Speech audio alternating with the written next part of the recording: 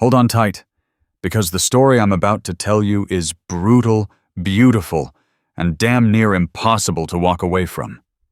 This is the real Old West, not the postcards, but the dust-choked, blood-soaked truth, where civilization ends and survival begins, where enemies wear both badges and war paint, and where two lost souls collide like flint and steel. Everything changed the instant a broken widow met a man the world called savage, and he looked at her and said the 5 most dangerous words she'd ever hear.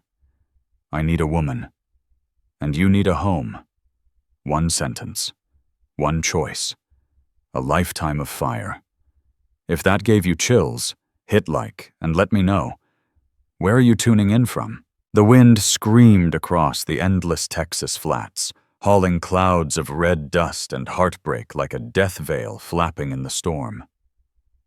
A solitary woman plodded along a faint game trail. Her boots were crusted with ochre mud, her skirt bored stiff from trail grime. Veyra. Once the radiant young bride of a wealthy cattle baron, she now walked utterly alone, carrying nothing but a worn-out carpet bag and the tattered remnants of her pride. She hadn't always been a drifter. Just 3 months earlier, Veyra had been the woman every lady in Hillstone County secretly envied. Hair the shade of scorched gold, eyes bright as desert turquoise, she had married Drace, a man old enough to be her father, but wealthy enough that no one dared whisper too loudly. She played the role perfectly. Gracious smiles at church picnics, quietly efficient management of the sprawling ranch, patient companionship through his worsening spells of sickness. When Drace dropped dead from a heart seizure, Veyra dressed in widow's black and carried herself with quiet dignity. She figured she had earned something, maybe a little house on the edge of the property, maybe a monthly check to live modestly. But the will was cold and silent on that score. Drace's brothers rolled in wearing practiced sympathy and smug half-smiles, and within days their real colors showed. They branded her a fortune hunter, claimed she'd bewitched a dying man with nothing but her looks. Childless and without legal claim, Veyra was given 24 hours to leave with only the clothes on her back and whatever she could stuff into a single bag. Not one soul in town stepped forward to offer help. A few pitying glances, a few hushed murmurs, but no real aid. A lovely young widow was dangerous merchandise in a hardscrabble frontier settlement. She turned into a ghost before she could even grieve properly. So now Veyra drifted west toward nowhere in particular. Only away. Away from accusing stares, two-faced friends, and the suffocating weight of her dead husband's name. She'd caught rumors of trading posts strung along the old cattle trails, places where settlers, drifters, traders, and even wanted men could find a meal, a bed, or a job if they weren't too proud to haggle. Veyra didn't know exactly what she was hunting for. She only knew the horizon felt wider than all the memories she was trying to outrun. She planned to keep walking until the past blew away like dust in her wake. By the 5th day, her boots were splitting at the seams and her shoulders burned from the carpetbag's weight. She hadn't eaten since the morning before, a hunk of dry cornbread handed over wordlessly by a grizzled old trapper named Vex, who'd passed her on the trail.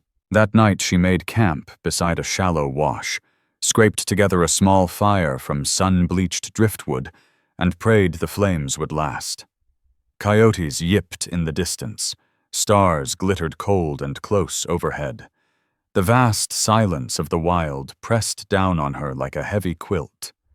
But Veyra was no fragile flower. Though the refined manners of her old life still shaped her carriage and speech, something fiercer, something untamed, had begun to take root deep inside her.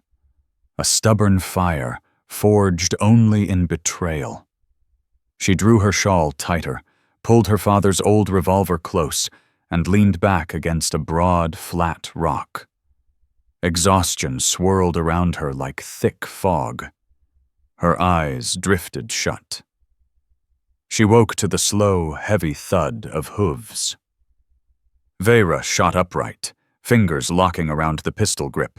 The fire had died to ash. Pale dawn light was just spilling over the ridge. Standing before her was a man, if you could call him that, towering, broad as a barn door, still as carved granite. His bare chest gleamed despite the morning chill. His arms were mapped with faded war paint and fresh, angry scars. Long black hair poured down his back like spilled ink. An Apache, no question, but nothing like the bloodthirsty figures that haunted settlers' fireside tales. This one studied her without hunger or rage. His face was hard-planed and unreadable. No scowl, no leer. Veyra leveled the revolver without a tremble. "Stay back," she said, forcing steel into her voice. The giant tilted his head, glanced at the pistol like it was a child's slingshot. "If I wanted you dead," he said in calm, perfect English, "you wouldn't still be holding that gun." Veyra kept the barrel steady, but her breath hitched. English. Deep, resonant, measured. Spoken like a man who'd learned it in schoolrooms, not war camps. That unnerved her more than any war whoop ever could. "What do you want?" she asked, eyes never leaving his. He paused. Then he stepped closer. Slow, deliberate. Dropped to one knee beside the cold fire pit and placed a small cloth bundle on the ground. Jerky and hardtack. Veyra stared at the offering, then lifted her gaze back to him.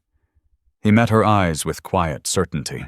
"You don't belong to the ones who threw you away," he said, "and this land doesn't give a damn about pride." Veyra said nothing. "I need a woman," he added, rising to his full, towering height. "And you need a home."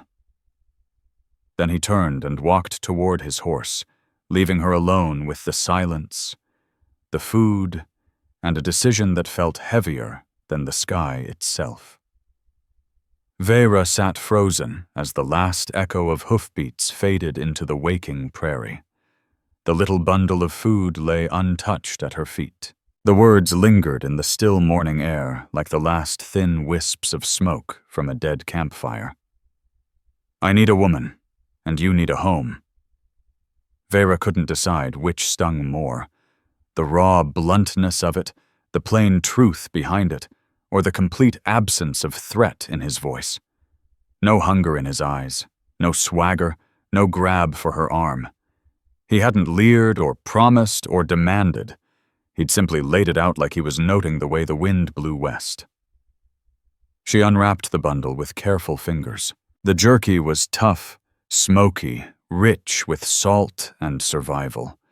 The bread was dense, still carrying a faint warmth. She ate slowly, eyes fixed on the empty horizon where the giant had vanished. The revolver stayed within easy reach, but something in her gut whispered he was gone for good, or at least gone far enough to let her choose. The land out here didn't forgive weakness. Drought had cracked the earth. Wind had scoured every trace of mercy away. No church spire pierced the sky. No town square offered shelter or gossip. No one would come looking if she lived or died on this barren ridge. By mid-morning, Veyra had packed her few belongings and started walking again. Not east toward the life that had spit her out, not south toward the dusty settlements, but west, toward the direction the stranger had ridden. The sun was sliding toward afternoon when she spotted him once more. He waited on a high rocky ledge, sitting easy on a paint Mustang, as motionless as stone. Korath. That was the name he'd spoken the night before, though she still didn't know if it was a name or a rank. Against the blood-red sunset, he looked carved from the land itself. Too stark, too perfect for this empty place. As she drew closer, he stayed still. Only when she was close enough to speak did he give a small nod of his head. "Didn't figure you'd come after me." "I didn't," Veyra answered, voice level. "I just kept walking the same way you went." A faint spark of humor crossed his hard face. "That's how wolves pick their pack." She lifted an eyebrow. "And what makes you think I'd trail a wolf?" "Because you don't look like a lamb." Veyra didn't bother replying. She didn't need to. The slight tilt of her chin said enough. He swung his horse around without another word and gestured toward the second mount he'd brought. A tall Appaloosa mare with bright, knowing eyes. The reins were loose, waiting. Veyra paused, fingers brushing the leather. "Where exactly are we headed?" "Home," he said simply. "You're assuming an awful lot." Korath turned in the saddle. "I'm not assuming anything. I'm offering. You choose." The quiet humility in his tone caught her off guard. No order, no claim, just an open road. Veyra stepped up and swung into the saddle.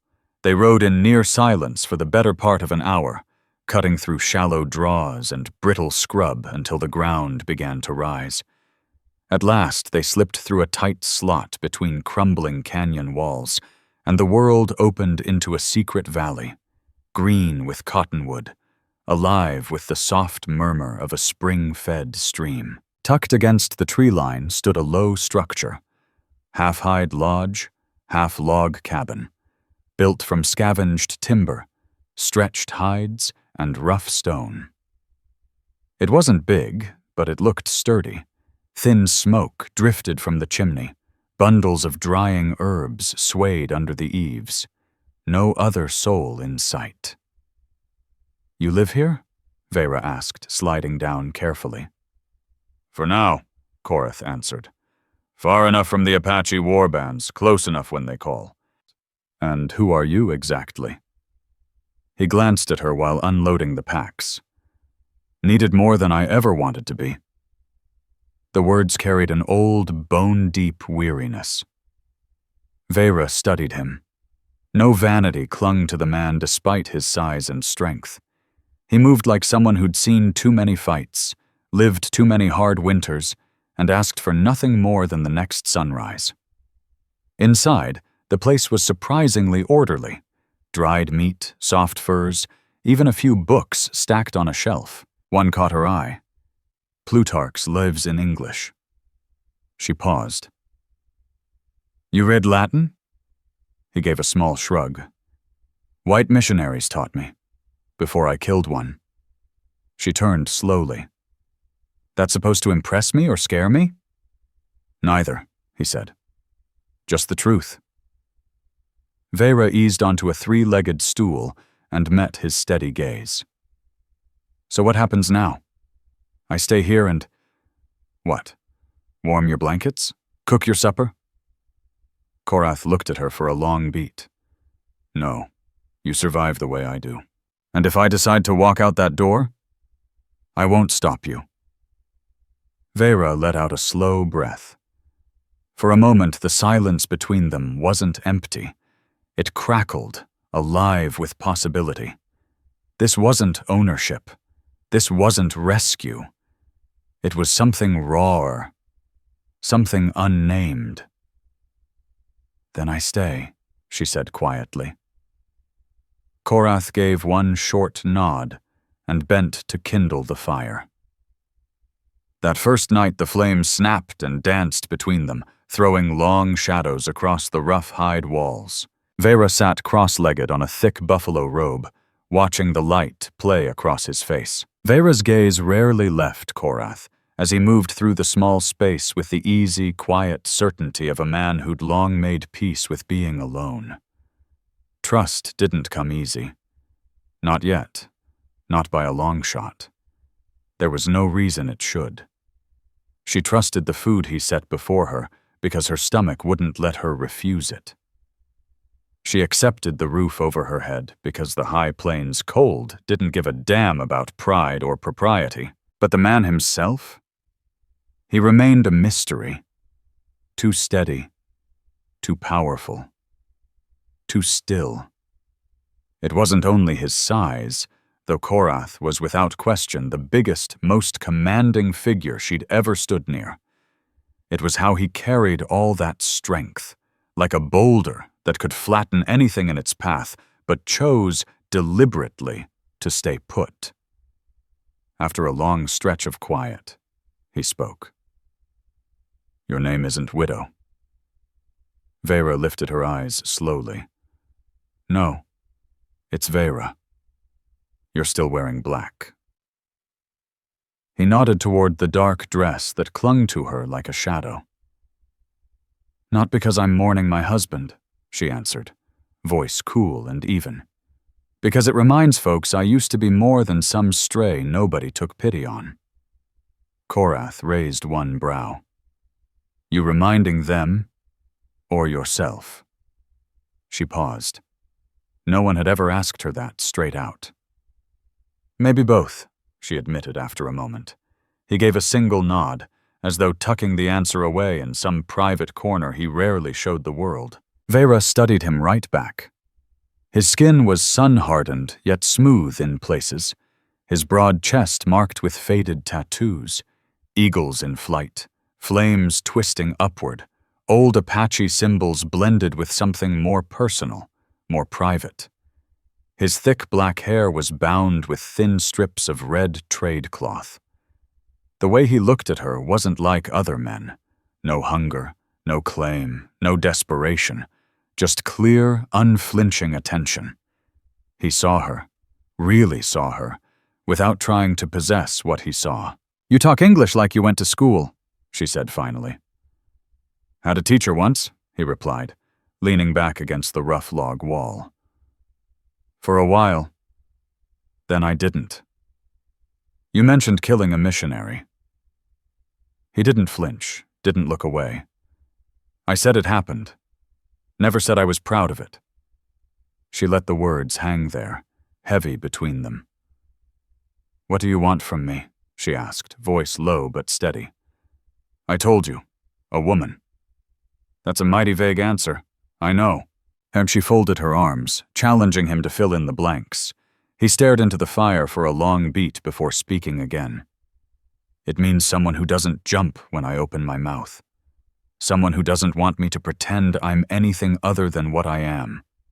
Someone who doesn't curse this land every time the wind blows hard. Someone who might, just might, stay." Veyra felt his words settle over them like wood smoke, thick, slow, impossible to ignore. "I'm no tame thing," she said. "You give me food, you give me a place to sleep, but don't expect me to sit pretty at your feet waiting for table scraps." Korath's eyes met hers across the firelight. Something flickered there, deeper than amusement, maybe respect, maybe recognition. "Good," he said simply. Another silence rolled in, but this one felt different. Less like a standoff, more like two bruised souls sizing each other up, trading nothing but the truth they had left. Veyra rose, crossed to the door, and pushed it open. Cold night air rushed in, carrying the scent of sage and pine. Stars blanketed the valley, thicker, brighter than anything she'd ever seen back near town. A pale moon hung low over the cottonwoods. Behind her, Korath spoke again. "There are rules, Veyra. You're no prisoner here, but this is Apache land. Enemies everywhere, whites others. If they find you with me, they'll say I stole you. You'll have to decide soon, hide or run." She turned, her silhouette sharp against the starlight. "I'm not scared of enemies anymore." "You should be. I used to be afraid of in-laws in fancy suits who smiled while they stabbed me in the back. Afraid of whispers. Afraid of proper. That kind of fear turns you small." Out here. She shook her head.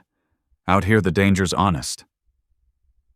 He looked at her again, and this time something softer, almost sorrowful, moved across his face. I won't ask twice. Stay the night. Leave at first light if you want. Either way, I won't chase you. Veyra held his gaze for a long, wordless moment. Then she closed the door, walked back to the bench, draped a blanket around her shoulders, and leaned against the wall near the dying fire. I'll decide come morning, she murmured. Korath gave one short nod, stretched out on his own pallet across the room, and turned his back to her. Two strangers, two storms, one small fire crackling between them. Veyra woke before first light. The embers glowed faintly red. The cabin lay wrapped in thick quiet, broken only by the slow, even rhythm of Korath's breathing from the far side of the room. She didn't remember falling asleep. Veyra didn't remember drifting off. 1 second she was staring into the fire's shifting glow. The next, the darkness had rolled in thick and heavy, settling over her like a thick wool blanket pulled too tight. She lay motionless for a long stretch, letting the quiet sink in. Her eyes roamed the simple room. Neat bundles of dried herbs hanging in perfect rows, the deliberate order of a man who lived with purpose, the rough-hewn table shaped by hand, no wasted space, no fancy keepsakes, no excess. Not even her. She was the only new thing here, and that fact sat heavy. She sat up slowly, tugged the blanket closer around her shoulders, and slipped outside into the sharp dawn air. Frost glittered on the grass like scattered diamonds. The sky was turning from deep violet to cold steel blue. Soft mist drifted along the creek at the grove's edge. She could walk away right now. No one would stop her. Not Korath. Not the wild itself. Her legs still had strength. Her mind still had clarity. The closest trading post was a full day's hard march.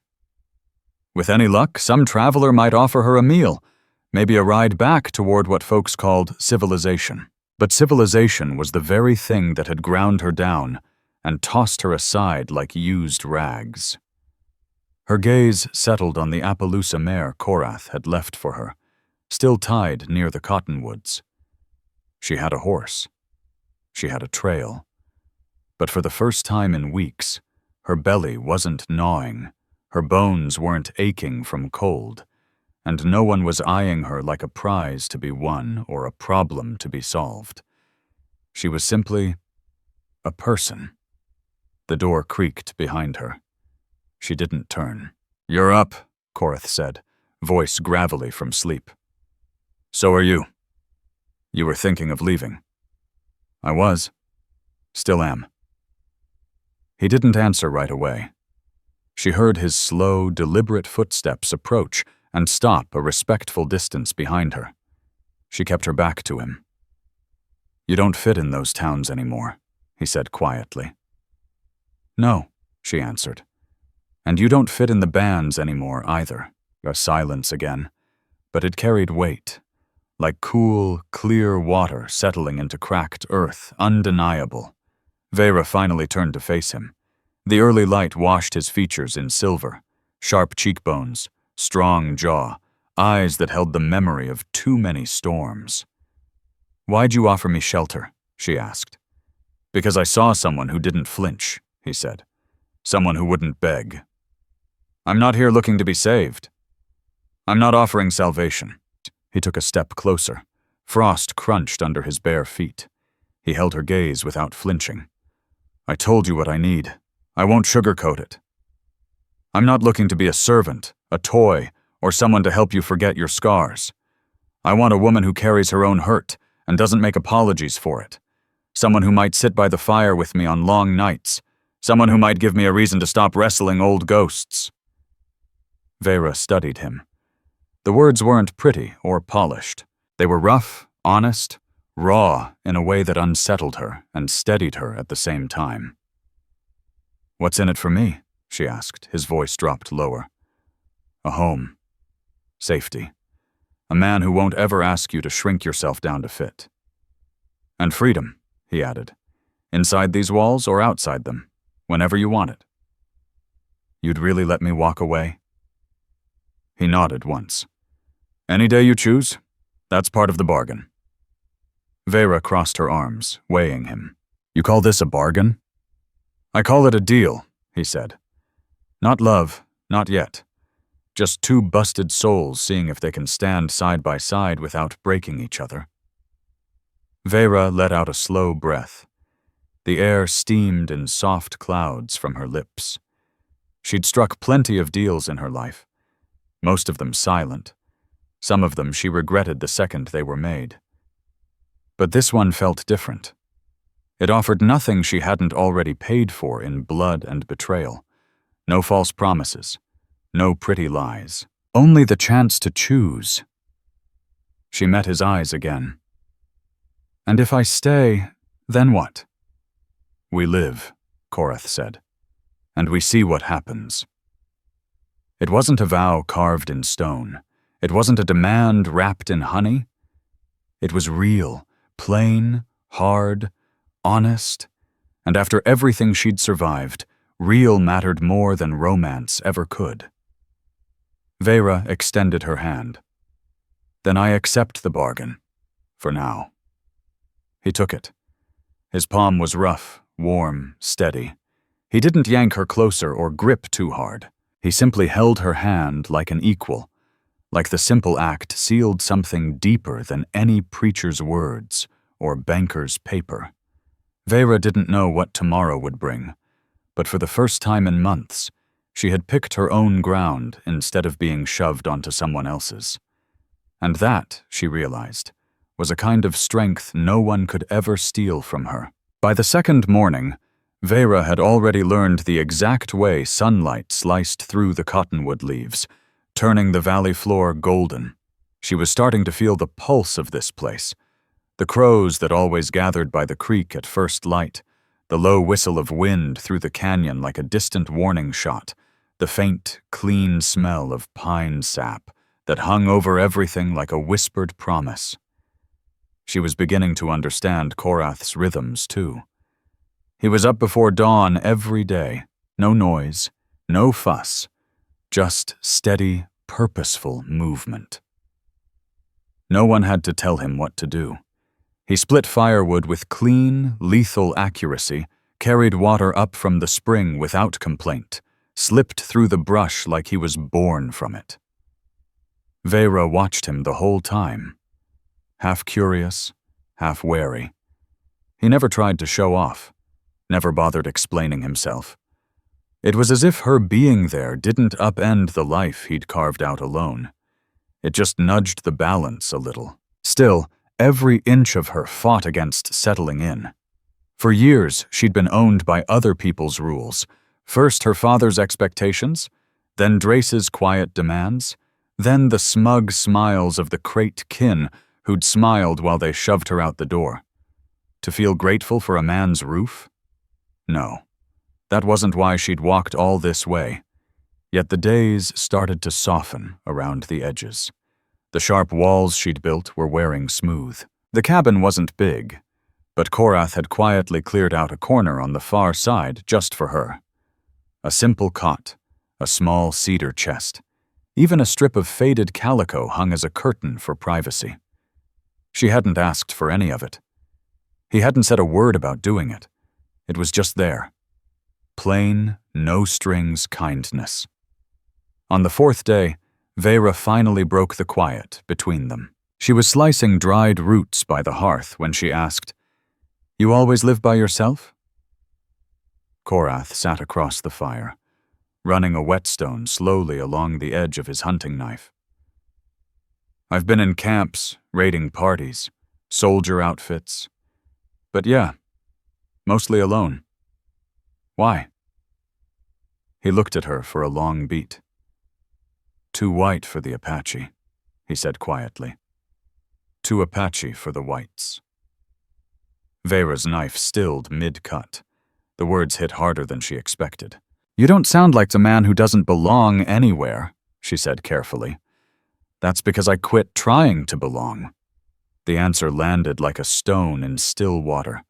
Silence stretched for a few heartbeats. Then she asked, softer, "Do you want me to belong here?" He didn't hesitate. "Only if you choose it."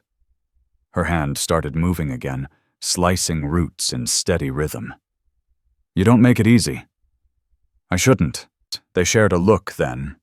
Long, level, loaded with understanding, and something close to respect. That evening she wandered a short distance from the cabin, pulled by the low hoot of a distant owl. The air had turned cool, thick with the sharp perfume of wild sage. Veyra stood still, arms crossed, chin up, staring at the stars, brighter than any chandelier she'd ever seen in a ballroom. For the first time in years, she didn't feel eyes on her. She was just here. She didn't hear Korath come up behind her until he spoke, voice low and steady. "You don't trust comfort." She turned halfway. "I've learned better." He stepped up beside her, not crowding, not retreating. "But you're still here." "Not yet gone," she said. "Why do you think that is?" Veyra let out a slow breath. "Because this place doesn't ask me to pretend I'm someone I'm not." They stood together in silence, looking out over the dark ridge. She waited for him to speak, to reach, to test whatever fragile thing was growing between them. He didn't. Instead, she surprised herself by reaching out and resting her hand lightly on his forearm, just above the wrist. Not a lover's touch. Not desperate. Something simpler, more solid. She felt the warmth of his skin, the hard muscle underneath, the calm rise and fall of his breathing. "You said I could leave any time," she murmured. "I meant it." She lifted her eyes to his. "And if I stay, but don't give myself to you?" "You're not a prize to be won," he answered. "You're a person. You decide what you give." Her throat tightened. No one had ever handed her that kind of choice without strings. Back in her old world, everything had been a trade. Dowries, favors, appearances, smiles that cost too much. But out here, in this raw quiet, she was being offered the right to simply exist. No performance required. "I'll stay," she said at last. "But I'm not here to be anyone's comfort." Korath nodded once. "Then stay like fire," he said. "Not just warmth." And for the first time in her grown-up years, Veyra smiled. Not the practiced, polite curve she'd worn for so long, but a real one, born from something loosening deep in her chest. She never thought her palms would toughen into calluses, or that her shoulders would burn from lugging water buckets and snapping kindling into pieces. But they did. She never imagined silence between two people could feel truer than 1,000 words. Yet with Korath, it did. The days rolled on in a strange, steady beat. Quiet, hard work, no need for talk. They never dug into the past. He never asked about Drace or the life she'd fled. She never pried about the years he'd spent caught between two worlds. The land itself seemed to forbid it. The wind only carried the here and now. But even in the calm, tension simmered, not between them, but all around them. Because neither Veyra nor Korath truly belonged to this valley they now called home. One afternoon, while she gathered wild herbs along the creek bank, the sharp thunder of hooves broke the stillness. Fast, hostile. Veyra dropped low on instinct, hand flashing to the small knife at her hip. Seconds later, 2 riders crested the ridge. Apache scouts. They spotted her. Their horses slowed to a wary walk. The younger one, barely more than a boy, maybe 16, spat out rapid words in Apache she couldn't catch. The older rider, broad through the chest and tall in the saddle, raked his eyes over her from head to boots, like she was some odd creature washed up from the river. Veyra lifted her chin and met his stare without blinking.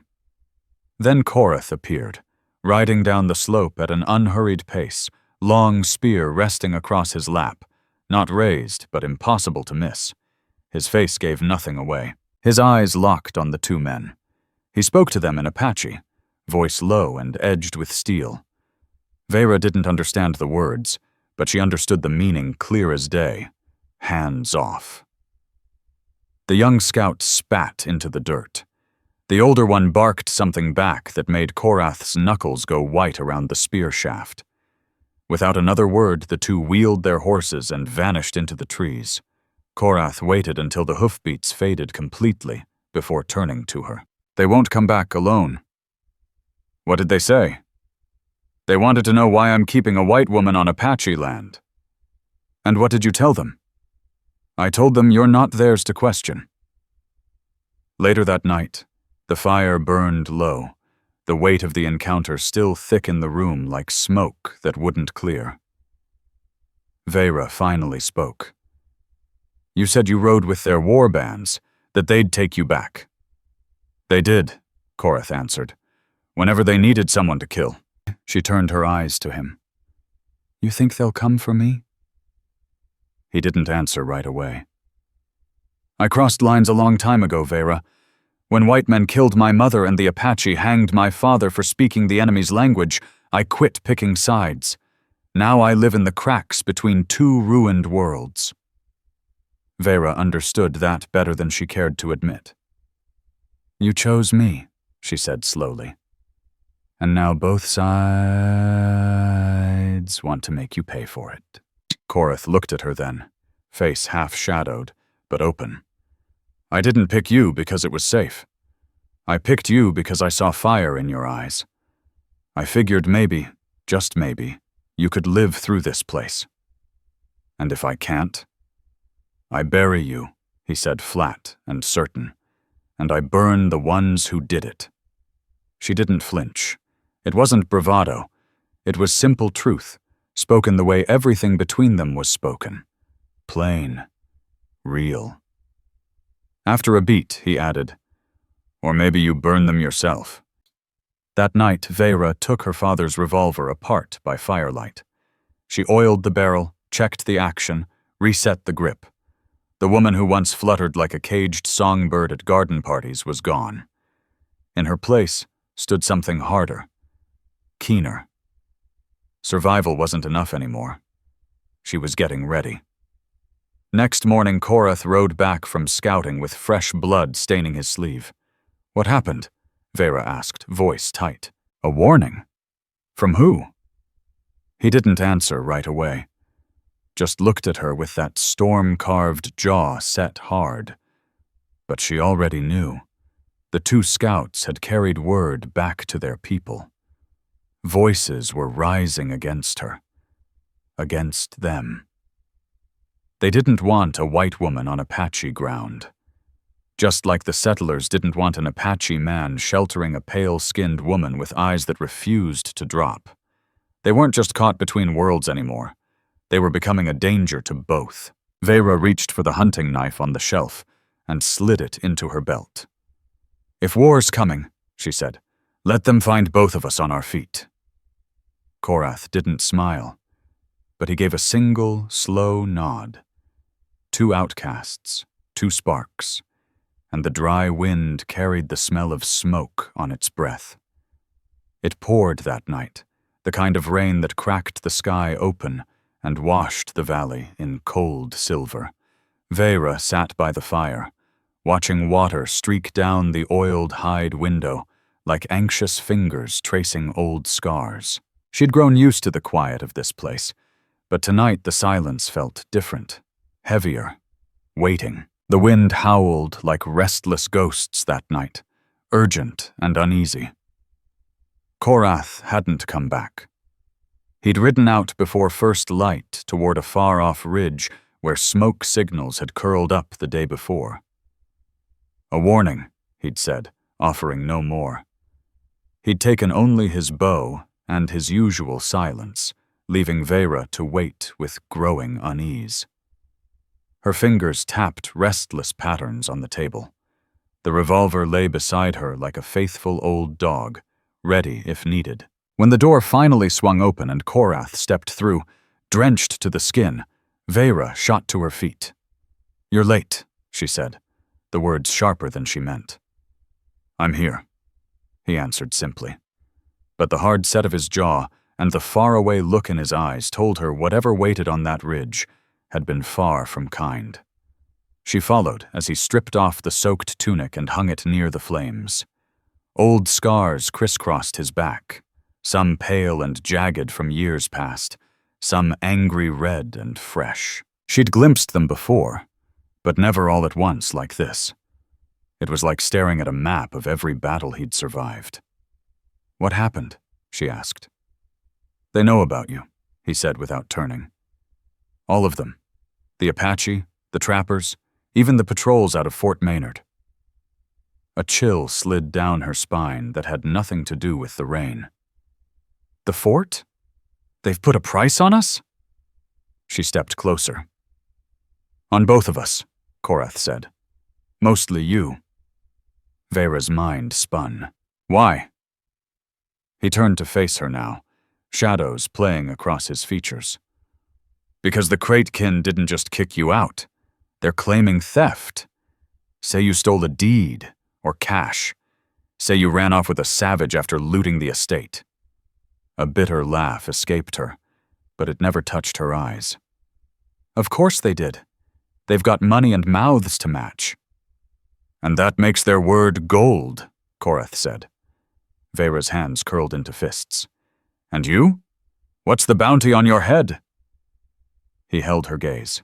"They say I'm holding you prisoner, that I killed a traitor last season near Sweetwater, that I'm some rogue war leader using a white woman as leverage." "Is any of it true?" she asked. "The traitor part?" Korath's voice stayed level. "He tried to sell an Apache child to a wandering preacher. I ended him with a rock." Veyra gave one sharp nod. "That's not a crime." "To them it is." He moved past her to a small carved wooden box she hadn't noticed before. Inside lay a folded sheet of yellowed paper. He handed it to her. She opened it. A faded military discharge from the United States Army, dated more than 15 years back. At the top, Thorn. Veyra blinked. "That's not your name." "It was," he said quietly. "Before the raids. Before the missions. Before I went back to the Apache, and they gave me a new one. I've carried both, and neither." She looked at him. Really looked. The perfect English, the reading, the iron restraint. It all clicked into place. "You were raised white," she said. "I was raised in the middle," Korath answered. "Born to a white soldier and an Apache healer. My father taught me letters and law. My mother taught me blood and fire. Both were dead before I was 15. His words came slow now, as though the memories still had teeth. "I enlisted under my father's name to eat, fought in border fights, watched men burn villages and call it righteous. Then one day I saw a girl dragged out of a brush lodge by her hair. She looked like my mother. Something broke. I killed 3 soldiers that day, ran into the hills. The Apache found me, took me in, gave me a new name, Korath. It means spirit that doesn't bend. I've walked the edge of both worlds ever since." Veyra stepped forward. "Why tell me this now?" "Because secrets rot the ground they're buried in," he said. "If we're going to ride out this storm, your enemies, my past, we stand on the same dirt. You should know what's under your feet." She folded the paper and handed it back. "I don't care what name you carried. I care who stood between me and a bullet when nobody else would." Korath met her eyes. "You still want to stay?" She moved closer, voice low and sure. "More than ever." Outside, the rain hammered the ground like war drums rolling across the plains. But inside those four walls, two lives had finally collided. Not in sweet harmony, but in raw, unflinching truth. For people like Veyra and Korath, that was more than enough to start building something real. Even in a world hell-bent on ripping them apart. 3 days dragged by in tense, watchful quiet. Veyra spent them honing blades to razor edges and simmering wild roots into healing brews Korath had shown her, mixtures that could fight fever or seal a wound. Sleep came in thin snatches. The wind sweeping over the grass sounded more and more like faint, poisonous whispers. Korath spoke little. But each night, as the fire burned low, he'd spread a rough buckskin map across the table and trace the ridges with a calloused finger. "They'll come from the east," he said on the 4th night, voice flat. "Your kin. They've hired guns. Men who don't waste time asking questions." Veyra didn't flinch. "They wouldn't dirty their own hands. Not when coin can buy the killing for them." Korath gave a short nod. "There's a trading post 2 days east. I know a scout, half pony, half whiskey, who listens better than most. Word is 3 men rode through asking about a white woman riding with an Apache giant. They didn't even bother to keep it quiet." Veyra stood up. "Then we don't sit here waiting for them to knock. You want to ride out and meet them?" "No," she said. "I want to be ready when they show. I'm done running. I won't be chased like a fox while rich men sip whiskey behind fences they never built." She crossed the room, opened the cedar chest, and pulled out her father's revolver. She checked each chamber with steady hands. Korath watched with quiet respect. "They'll expect you to hide behind me," he said. "Then let's give them a disappointment." They worked the next hours in focused silence, setting traps along the main trail into the valley. Old warrior tricks, buried thorn clusters, shallow pits covered with brittle leaves and dirt. Veyra learned fast. She'd spent years sewing fine hems and hosting teas, but now those same careful hands tied off snares and braced trip lines. She'd been raised to pour tea, not set ambushes, but her fingers moved with new purpose. She was finished being decoration. On the 5th day, smoke rose against the horizon. Not the soft gray of cook fires, but thick, black, deliberate signal smoke. "They want us to know they're coming," Korath said. Veyra's jaw tightened. "Good. I'm tired of shadows." By dusk, the world had fallen eerily still. Too still. Then a branch snapped. A low mutter carried on the wind. A boot fell heavier than any deer. Korath signaled with a quick hand. They moved into place, Veyra behind the cabin's inner wall, revolver ready. Korath crouched low in the brush near the eastern approach. The sun bled out in streaks of crimson and fire. Then they came. 3 men riding slow and sure. The first was lean, hawk-eyed, face like cracked leather left too long in the sun.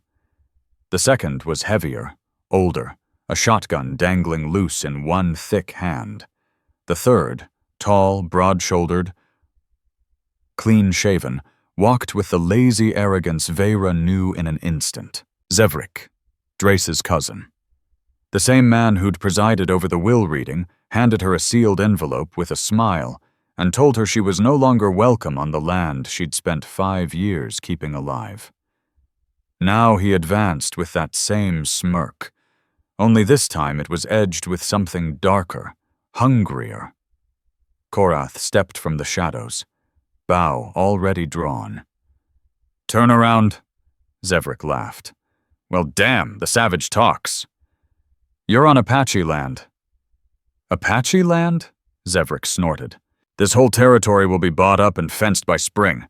We're just conducting business." He lifted a hand. The other two fanned out.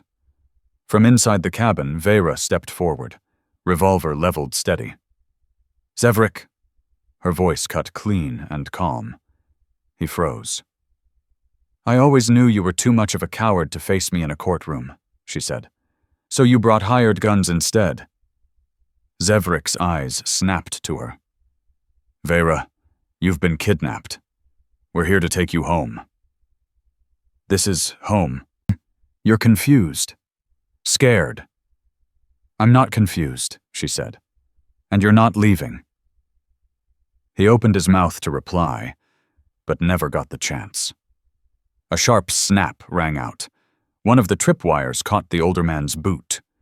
He flipped upside down, crashing hard and yelling. Korath moved like lightning, arrow knocked, bowstring released. The lean man dropped with a choked grunt, shaft buried deep in his chest. Zevrik jerked his pistol up, but Veyra was faster.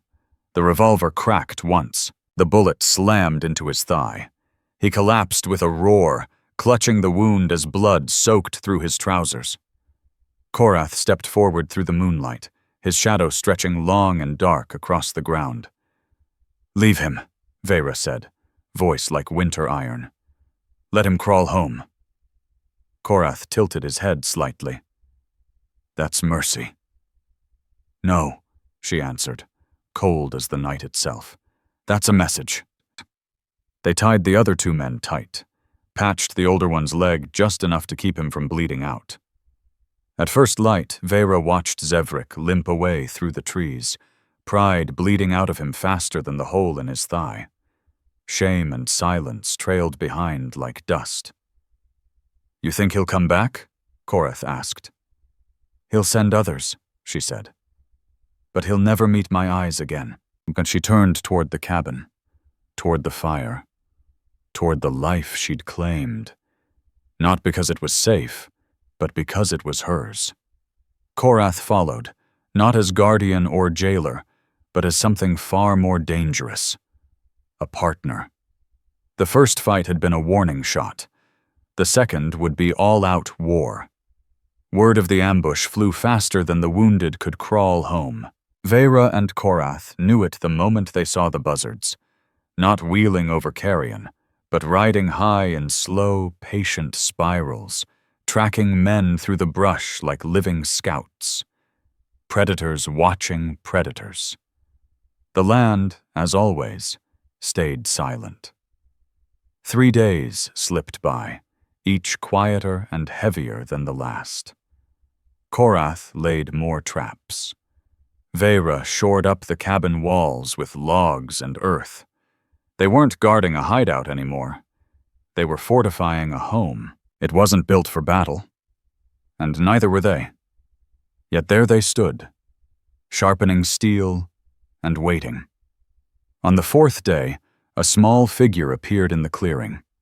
A barefoot boy, maybe 12, trembling, clutching a sack of smoked meat and a message. He spoke to Korath in Apache. 10 men, maybe more. White men. One wore a blue coat. He paid the rest in coin and whiskey. A soldier. Veyra stood in the doorway, revolver tucked in her waistband. "They've turned this political. If the army's in it, they'll burn this place to ashes just to make their lies true." Korath said nothing. He simply handed her the bow he'd carved for her a week earlier, never expecting she'd need it so soon. Her hands still fumbled the string, but when it mattered, her aim held true. They weren't going to run. They were going to make the land fight for them. The attack came before dawn. No stealth, no subtlety. Just boots pounding dirt, hoarse shouts, torchlight flaring, rifles glinting. As if noise and fire could bully the wilderness into surrender, Korath met them before they reached the tree line, arrows slicing from the dark like silent thunder. 2 men dropped. A third screamed and fell. Then the shooting started. Wild, chaotic, panicked. Veyra climbed to the cabin roof, revolver barking across the valley. She spotted the soldier in the blue coat crouched behind a boulder, yelling orders like a hound that had never tasted its own blood. They tried to flank from the north ridge, straight into tripwires and sharpened stakes. One hired gun lost a foot in the jaws of a trap. Another vanished into a hidden pit and never came up. Dawn began to bleed into the sky, but the attackers kept coming. Veyra fired until the revolver clicked empty. Then she reached for the bow. Her fingers split and bled. She didn't feel it. She knocked arrows with growing speed, as though the weapon had always known her hand. Korath moved through the trees like smoke, swift, silent, final. No war cry, just breath, motion, and steel. Then the blue coat soldier rose, rifle leveled straight at Veyra on the roof. She didn't duck. She stared him down, daring him to pull the trigger.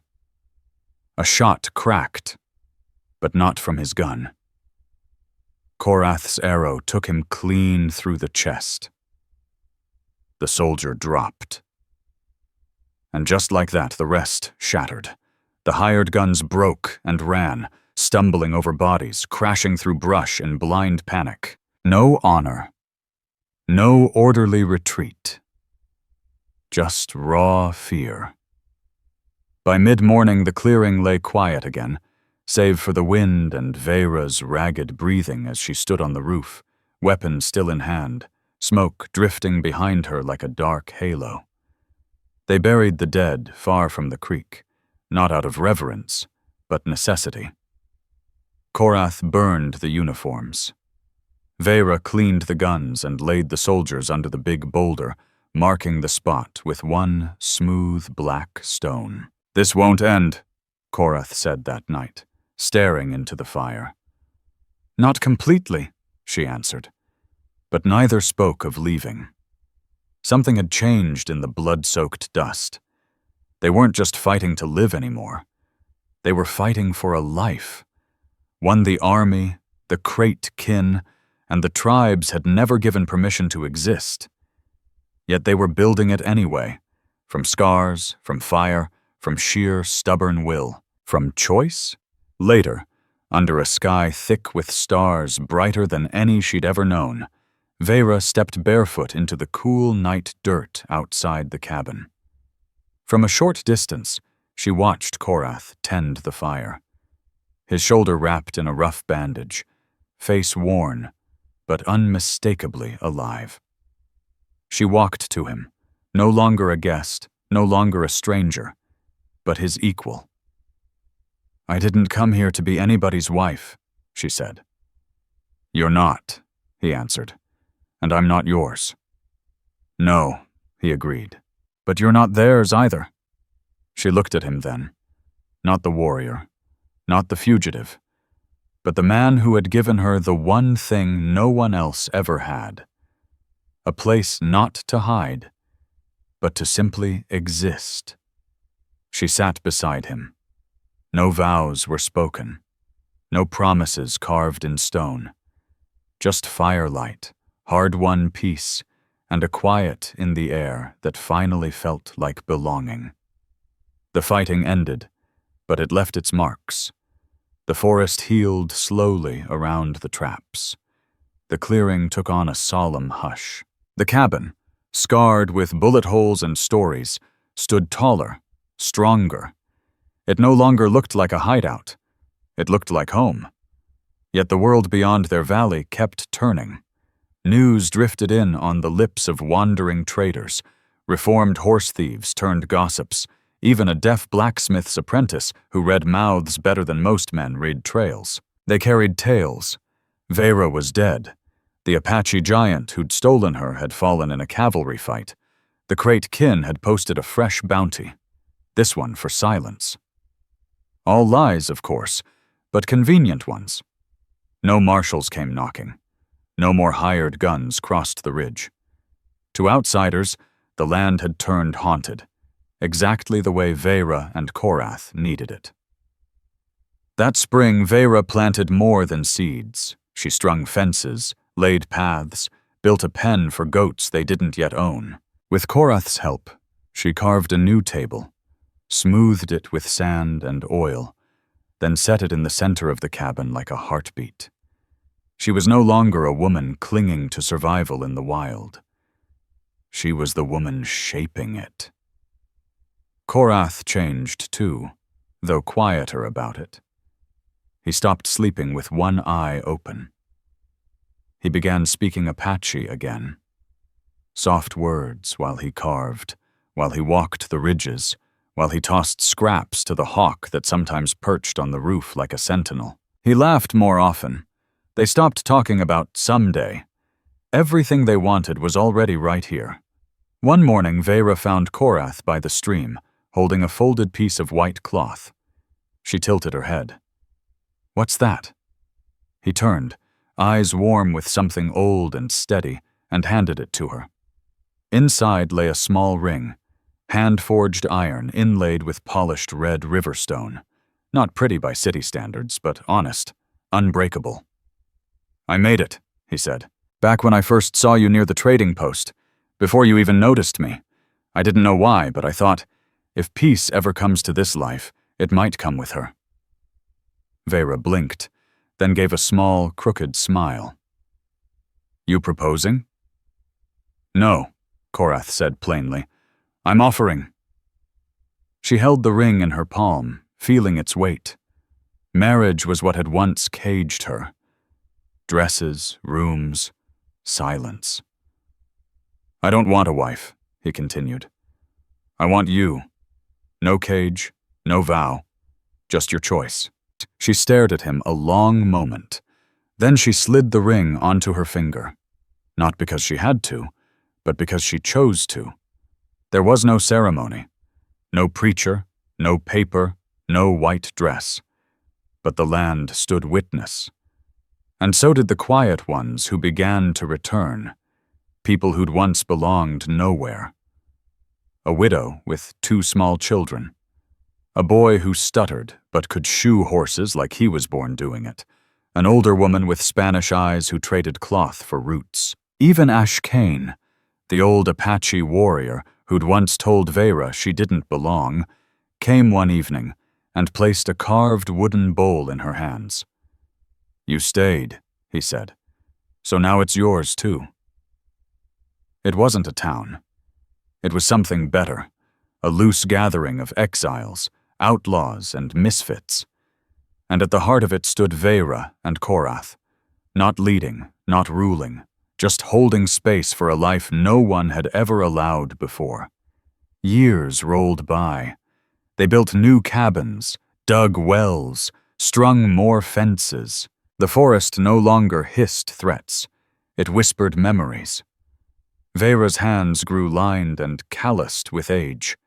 But every night they still sat side by the fire. No titles. No chains.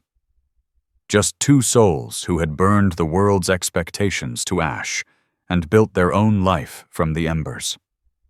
One night a young traveler passed through, a sharp-eyed reporter who asked too many questions and scribbled too many notes. At the end of his stay, he asked, "Are you 2 married?"